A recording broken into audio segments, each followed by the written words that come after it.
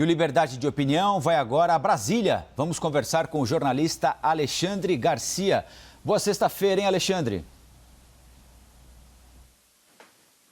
Olá, Colombo. Às suas ordens. Bom, vamos lá então, Alexandre. Nosso primeiro assunto é a chegada da reforma administrativa tão esperada ao Congresso Nacional. Aconteceu ontem a entrega do documento, né? A proposta prevê mudanças no funcionalismo público, não atinge os atuais servidores, aqueles que serão contratados a partir de concursos realizados a partir também da aprovação da reforma no Congresso Nacional. Depois da cerimônia de entrega do documento, o presidente da Câmara conversou com a reportagem da CNN. E, dentre várias perguntas, Rodrigo Maia respondeu a uma delas. Disse que, a partir de agora, só estabelecerá diálogo com o Palácio do Planalto, com a articulação política do Planalto. Isso porque ele teve um almoço cancelado com assessores do ministro da Economia, Paulo Guedes, em cima da hora, e não gostou. A responsabilidade da articulação política é do ministro Ramos. E, sem dúvida nenhuma, pelo menos comigo, a relação do ministro Ramos tem sido muito produtiva, muito positiva, muito transparente, né? Cada um colocando seu ponto de vista e os resultados estão aí. Então, acho que nós estamos conseguindo avançar porque a articulação do Palácio melhorou. Por isso que eu fiz questão de fazer elogio ao ministro Ramos, porque ele tem sido peça fundamental nisso. Eu não tomo as minhas decisões e não faço as minhas defesas por ministro nenhum, nem pelo ministro Paulo Guedes. Eu faço pelo que eu acredito que é melhor para o Brasil. Ontem tinha um almoço que havia um constrangimento da presença de dois auxiliares do ministro. O almoço foi cancelado, então eu mantenho a minha relação com o ministro Ramos. Meu compromisso foi com o presidente da República. O presidente pode encaminhar que eu vou tratar essa reforma da mesma forma que eu tratei a reforma da Previdência. Alexandre, é uma canelada comum aí em Brasília, nesse processo de um andamento de uma reforma tão complexa? O presidente da Câmara ia almoçar e o ministro Paulo Guedes ficou sabendo do almoço e falou: não quero o almoço, então não falo mais com você, só falo com o outro.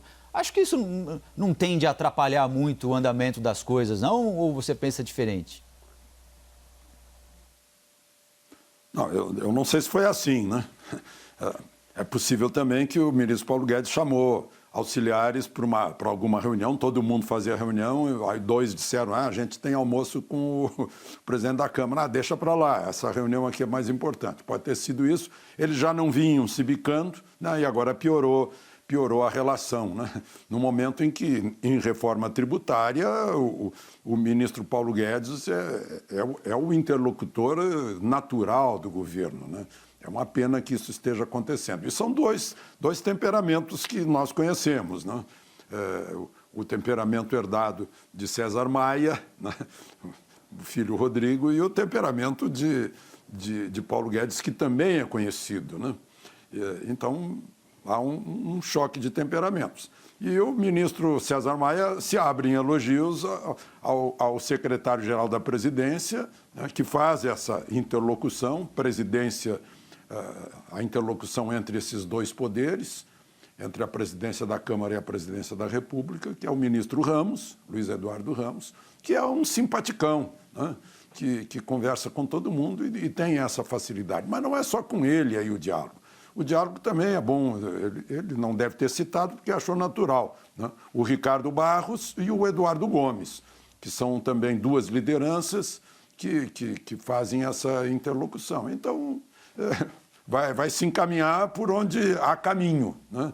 E não onde houver barreiras.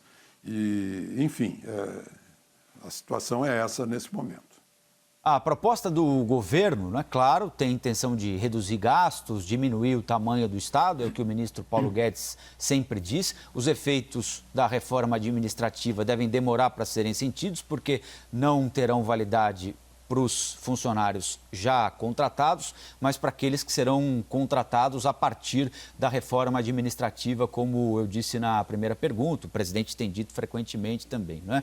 Um ponto que tem gerado discussão, Alexandre, é que as novas regras, ao menos por enquanto, na proposta enviada pelo governo, não atingem juízes, militares, parlamentares, o que não impede que isso aconteça a partir da inclusão de algum dispositivo pelo Congresso Nacional. Como é que você analisa isso, Alexandre? Pois é, mas antes eu queria voltar um pouquinho atrás, né? para mostrar essa interlocução, a gente ficou assim, meio sem explicar o que pode acontecer.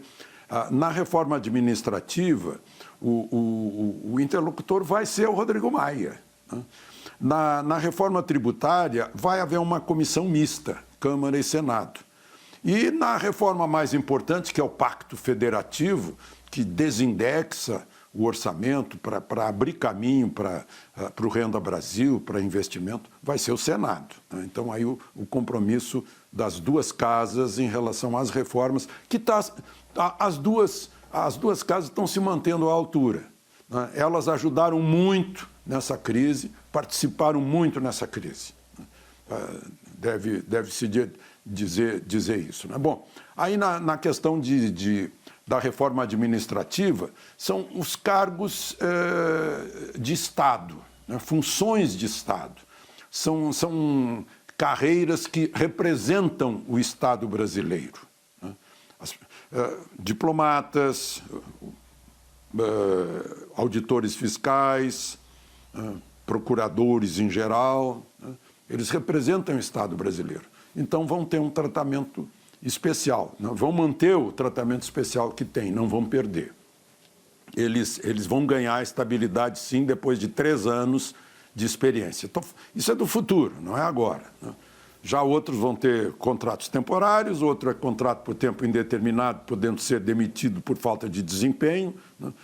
E ainda aqueles que ocupam cargos especiais, como ministros, secretários, diretores de fundações, de empresas e tal, que continuam, como se diz hoje em latim, demissíveis ad nutum. Né? Basta a vontade do presidente, eles são convidados para o cargo ou são demitidos do cargo se perderem a confiança do presidente. Também há uma expectativa, não é, Alexandre, que o Estado brasileiro consiga avaliar melhor o trabalho dos seus funcionários, não é? E, aliás, isso já está previsto em lei, né? Nós nunca conseguimos aplicar isso de maneira adequada. Que um chefe consiga avaliar o trabalho do seu subordinado, até porque acontece muitas vezes o subordinado virar chefe daquele que era chefe, enfim, é um procedimento altamente complexo, né? Será que a reforma será capaz de possibilitar que minimamente o Estado brasileiro consiga verificar qual é a eficiência que ele, Estado, oferece ao cidadão brasileiro ao prestar um serviço público num balcão qualquer de atendimento, num posto do INSS, num posto de saúde, seja lá onde for, para a gente ver se está pagando direito, bem ou mal, por um serviço pelo qual o cidadão já paga com uma carga de impostos altíssima? Colombo, isso já estava previsto na Constituição do Estado Novo do Getúlio Vargas, de 1937, que previu a criação do Departamento Administrativo do Serviço Público, DASP, que foi criado lá por junho, julho, meados do ano seguinte, 1938. Exatamente com essa finalidade, de formar o funcionário público para o bom atendimento e de evitar que as nomeações fossem por, na gíria da época, pistolão, né? Que fosse alguém que, por influência política ou influência social, né? Fosse indicado e a autoridade precisasse fazer vênia para aquele pedido e aceitar o pedido e botar lá o protegido. Isso ainda existe hoje, né? Nos cargos de confiança, que geram tanta coisa, né? O caso Crivella, o caso Rachadinha, o caso... de repente, um monte de gente que está lá e não faz nada, apenas está recebendo como prêmio isso. Então, o serviço público foi enquadrado, foi muito bem enquadrado pelo DASP. Né? O Luiz Simões Lopes foi o brilhante gestor dessa transformação. Foi, sim, uma reforma, né? Mas ficou lá atrás a reforma e foram... criando penduricalhos, se deturpando, criando cada vez mais vantagens que viraram privilégios, né? E o Estado foi inchando por motivos políticos, não se conseguiu fazer um Estado isento da influência política, da influência social. né? Ao longo do tempo, houve a deterioração que resultou na necessidade de uma outra reforma que não pôde ser feita pelo lobby forte, principalmente dentro da Câmara e do Senado. E incrível, embora sem ter ingerência direta na atual geração de funcionários, são lá quase 10 milhões de funcionários do Poder Executivo nos 3 níveis da federação, municípios, estados e União, né?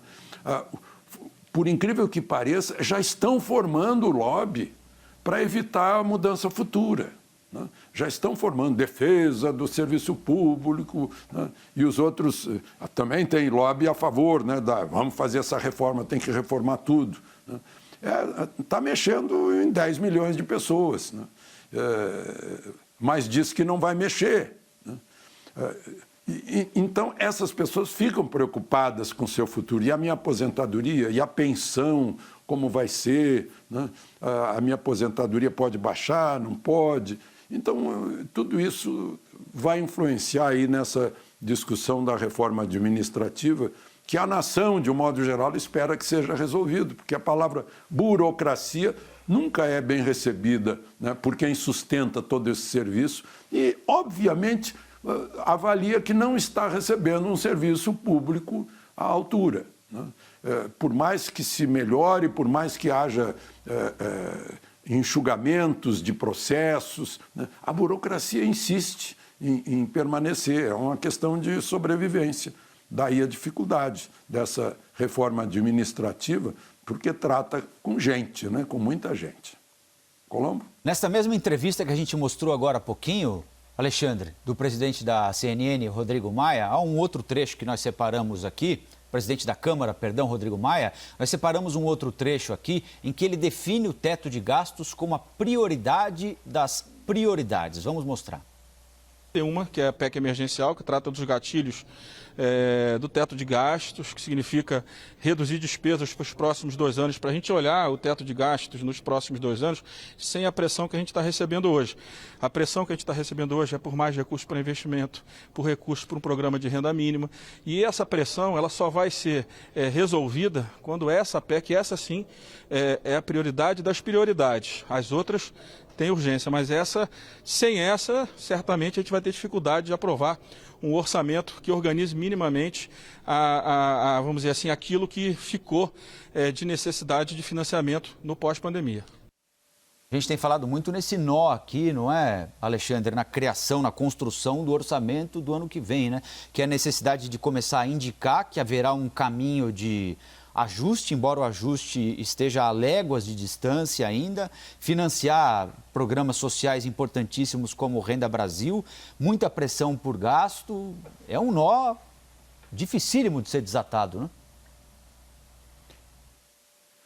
E vai começar a ser desatado no Senado. O Senado é que vai ficar com essa PEC. Foi essa a que eu me referi há pouco, né? Me antecipei aí com essa história do pacto federativo, né? É desatar o nó, é abrir o orçamento. Hoje, 94% das despesas são obrigatórias, né? Então, não tem muito de sobra, não tem muito o que fazer. Como gerenciar? Você vai gerenciar só um pedacinho, né?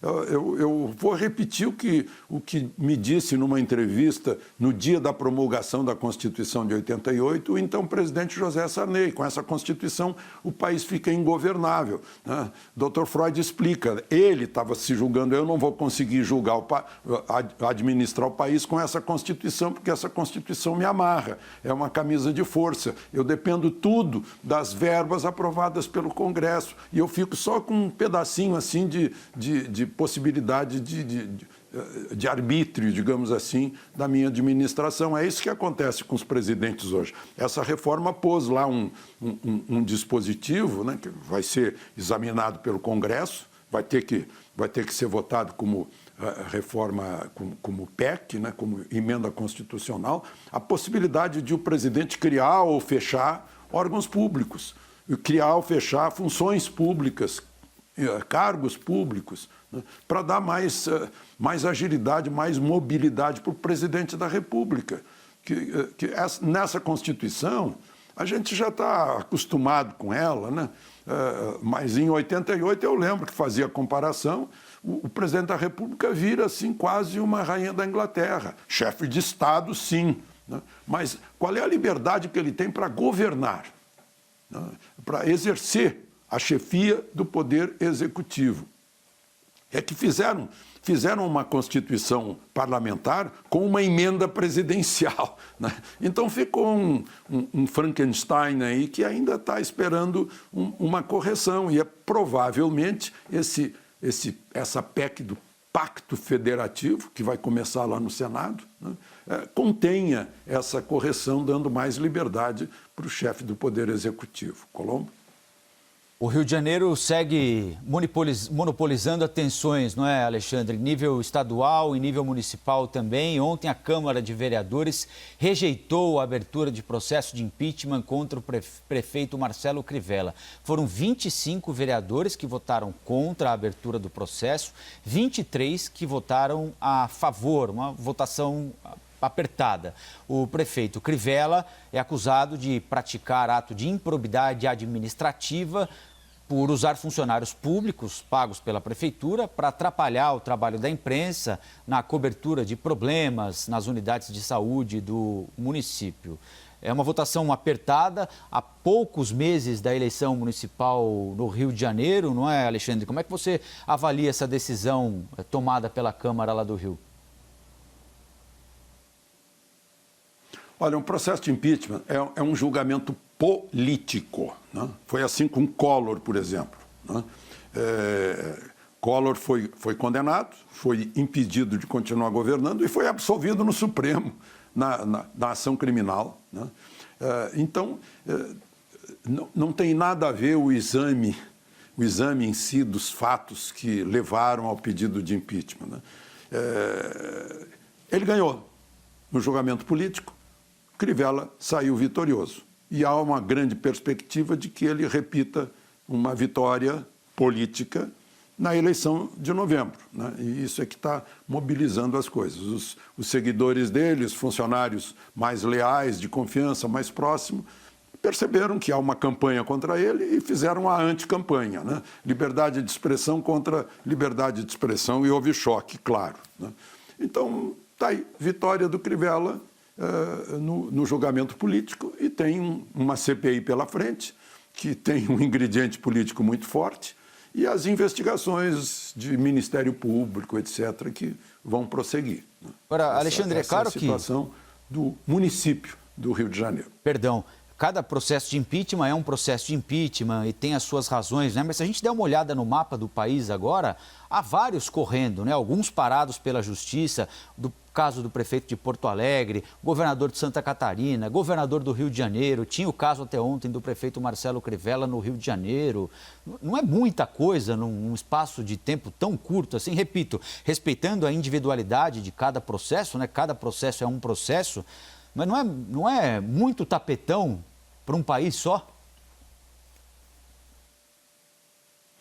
Pois é, mas houve um clamor muito grande, né, a respeito de verbas desviadas durante um período de crise sanitária e crise econômica também, crise de emprego, crise de renda. As pessoas estão atentas, né? Gostariam que os governantes também fizessem os sacrifícios que foram impostos às pessoas. E quando aparecem esses escândalos de desvios de dinheiro que era para ser aplicado em equipamento de proteção de profissionais da saúde, de respiradores e hospitais de campanha, há uma grita geral. E essa grita é canalizada para os legislativos através dos representantes do povo. E é isso que aconteceu, né? Daí essa manifestação repetida aí de processos de impedimento contra chefes de executivo, municipais e estaduais. Alexandre, um ótimo final de semana, boa sexta-feira, hein? Aproveitem o fim de semana.